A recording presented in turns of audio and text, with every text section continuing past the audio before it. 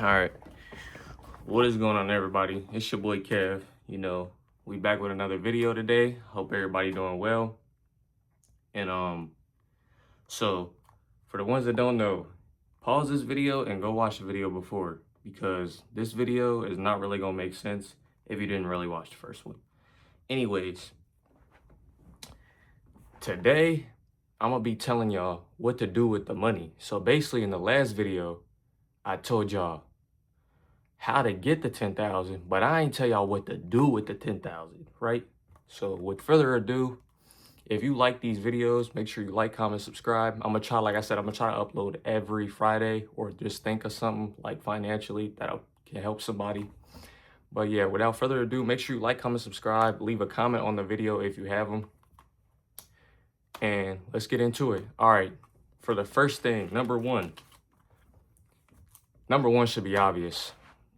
Do not get this money and blow the money. This literally just makes no sense whatsoever.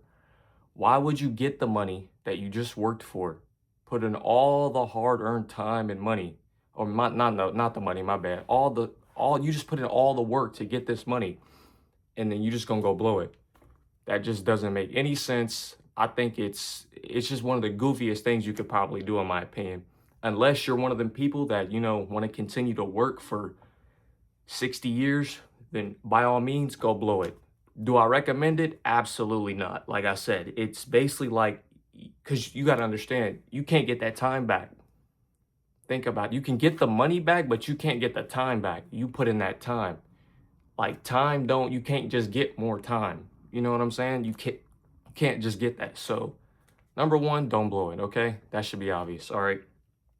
Number two, do not be quick to upgrade your lifestyle. What do I mean by this? So you think you got 10,000, now you think it's time to upgrade everything in your house. You think it's time to go get a new TV. You think it's time to go get a new couch. You think it's time to go get a new bed. You think it's time to go get everything new. Do not do this. Please do not do this. I be trying to tell people, $10,000 is good money, but it's not life-changing money. Understand what I'm saying, especially with inflation right now. It's good money, but it's not life-changing money, okay? You shouldn't be blowing this money, okay? That's obvious. Like, come on, like, and then trying to upgrade your lifestyle, it's just really not worth it, like, because like I said, you only have 10,000. You trying to upgrade everything in your house, trying to redo the kitchen, trying to rearrange the living room, trying to get new, all this, all that. That's going to cost that. I could think of a number of things that you could buy and run through that money with. Do not upgrade your lifestyle, or at least don't be quick to do it, okay? Number three, this one is probably the most important one out of probably all of them that I probably got on this list. Do not quit your 9-to-5, okay? I cannot tell you how many people have probably done this before and be like, all right, I got $10,000, time to quit. No, it ain't. No, it ain't. You only got $10,000, especially if this is your only source of income. No, this is not the time to quit your 9-to-5, especially with the job market in the way it is. We already know it's super hard to find a decent, reliable job out here nowadays. So when you get this money, please do not take it and be like, oh, time to quit. No, it ain't. No, it ain't. Do not quit your 9-to-5. You got to understand, your 9-to-5 is the foundation on how you probably got this 10,000 anyways. Now, I'm speaking for all the people that are doing this the legal way. People doing it the other way, I can't really speak for them, because I'm going to just leave that there. But anyways, like I said, I'm speaking for people that work a 9-to-5. Do not quit your 9-to-5 unless you got like multiple streams of income. If the 9-to-5 is the only thing paying your bills, and that's the only thing that, you know what I'm saying, like, it's got you here, do not quit. Please do not do that. All right, number 4, falling for these courses and get rich quick schemes, okay? I'm gonna let y'all know off the bat, success does not happen overnight, okay? A lot of people fall into this trap. They're scrolling and they see something on the media. They're like, oh yeah, You invest this amount with me, I'll make you rich in 3 years. Do not do this. Do I think there's courses out there that are worth the money? Yes. Do I think they're worth all your money? No. Some courses can be reliable, but do I think it's worth you blowing all your money on? Absolutely not. And if you're going to do that, make sure you have some extra cash or some extra funds saved up. Please do not do that, okay? There's no get rich quick schemes unless you hit the lottery. And then if you do hit the lottery, 95% of y'all ain't even gonna know what to do with the money anyways, because y'all have a consumer mindset. Y'all, first thing y'all think is, we about to go to the mall with this money. Why would you do that? Why you gonna give them the money back? Why would you give them the money back? That doesn't make any sense. That should be obvious. Don't give them the money back. Number 5, don't quit tracking your spending. A lot of people think because, they've built up the good habits and discipline of, tracking their spending, which I highly recommend still doing, that it's time to just stop doing that. You can fall back into your old habits by not tracking it. You think, oh, okay, well, I got 10,000, time to stop tracking everything. Stop. It's time to stop tracking how much I pay in rent, how much my phone bill is, how much I'm paying for subscriptions every month. You do that, you can easily go back broke. I'm telling you right now, a lot of people don't realize this, because what's going to happen is you're going to stop tracking your spending, and wherever you got that money at, you're going to start slowly pulling from that savings account. You do not want to do this. I'm telling you, always keep track of your spending. I'm not saying hyper focus on it to where it gets into like an unhealthy habit, but you need to understand this, okay? Let's see. Number 6, do not take this $10,000 and think because you see a brand new 2026 car that it's 26, 27,000. Do not go and put that whole down payment on that car. Like we talked about in the last video. Yes, let's say the car's 26,000. You go put 10 down. You still got to pay 16. You know what I'm saying? You still got to pay 16,000. And then on top of that, like I said in the last video, if you ain't got a good credit score, you're still going to pay interest on it. And not only that, you're going to have to do the repairs and the car's depreciating. So, do not take all this money and go put it down on a car payment, okay? Number 7, this is mainly for the men, but this can be for women. Do not go put this money on no damn parlay, okay? I know it's some people on here right now like, oh, I got 10,000. I'm about to put it in FanDuel, see how much I can get. Bro, don't do this. Please do not do this. Because I'm telling you right now, if you're not good at gambling, bro, I'm begging you, bro, please don't do this. This gotta be one of the most idiotic things you could do with this damn money. Please do not do this, okay? Let's see. All right, now here's some of the things that I think you should be doing with this money. All right, I think you should at least invest a little bit of this money into a low-cost index fund. If you don't know what that is, I highly recommend going and reading the book Simple Path to Wealth.